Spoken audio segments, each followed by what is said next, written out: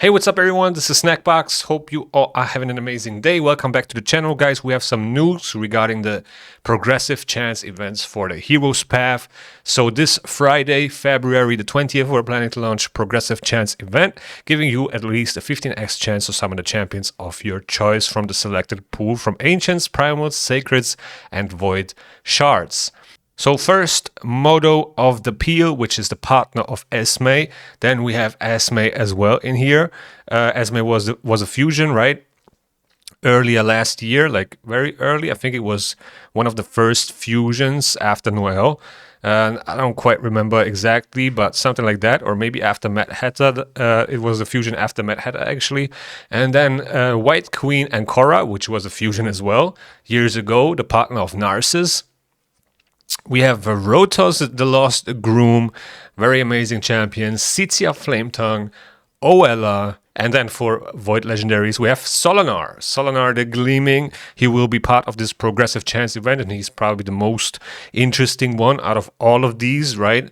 Siphi the Lost Bride, also part of this progressive chance event, as well as Cardiel and White King Narcissus. So as you can see, a lot of Valentine's champions from the past. I think the most interesting one, without a doubt, is Solanar. I think a lot of people will try to get him, and also his soul is in this Heroes Path, so I can definitely see people pull a lot of Void Shards and hope to get him on this progressive event. I'm not sure if they will ever do a guarantee for him. We had a couple of duos like that never were guaranteed, like Yumeko Karato was a fusion, then we had Esme as a fusion, but Modo was never guaranteed. So there are a few examples of that where the partner was never guaranteed, and I think this might be the case as well here. But regardless, I think a lot of players will go hard on this progressive chance event and pull a lot of Void Shards. Other than that, there's not really a lot going on. I mean, Narcissus is okay, but kind of fell off. Narcissus and Ancora were a pretty good duo, still are, but not as much anymore as they were, right? They kind of got power crept. Then Rotos and Siphi, still good. I mean, some people still use Rotos in the arena, in live arena and so on, but I think his reign is somewhat over. He's still very, very annoying to face. Like, don't get me wrong, he's still very strong, but he just gets outclassed by other champions. And then Siphi as well. There are so many counters to counter this turn meter boost, increase defense, block debuffs.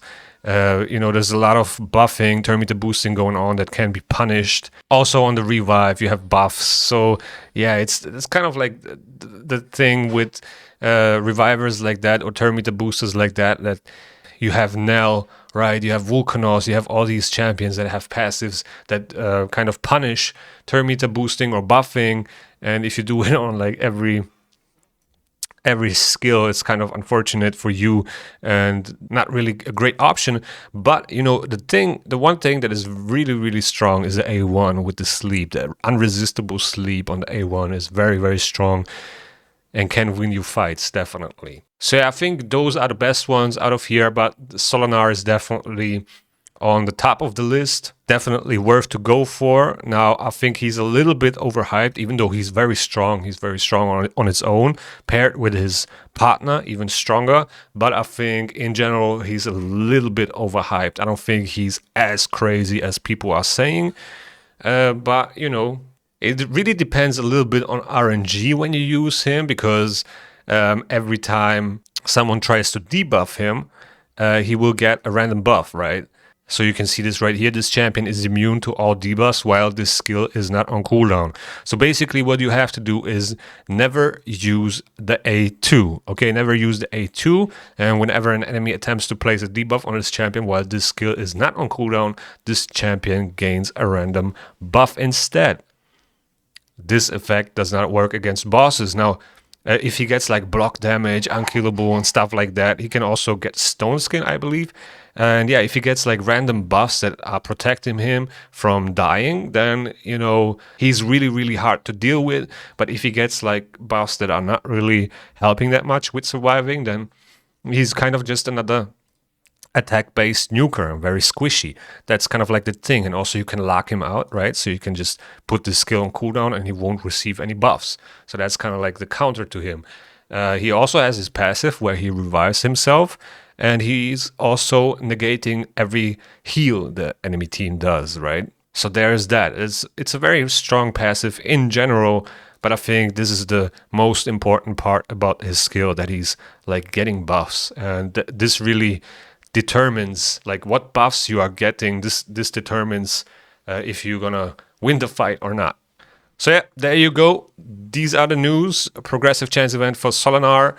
I don't have a lot of void shards. I thought about getting some, but I might just skip this whole progressive chance event. I don't think it's worth for me to go for it, even though I would love to get a Solanar. It would be fun, but at the same time, it's a huge gamble, right? Like, still a 15x or 25x might be the best chance, you know, to target the champion, but it's still, you know, it sounds better than it actually is. And I tried to go for him on a 10x as well as Bayek, but I just pulled different champions, and you probably have to hit a couple of legendaries in, you know, in the worst case scenario, and that's also a couple hundred shards unless there's a 2x as well.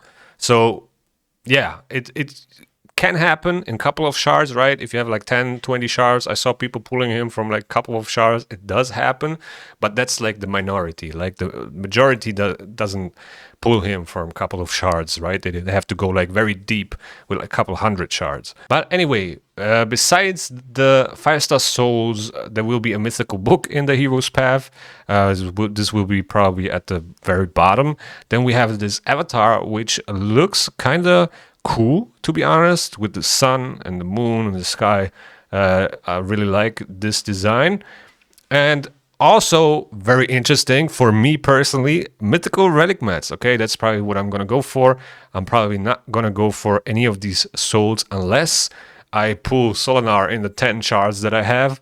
Then, you know, my whole approach will be a little bit different. Then I will try to get the souls plus the relic mats. But for now, I will probably just pull shards for, I don't know, Rotos or something, and try to get these relic mats. That's probably what I'm gonna do.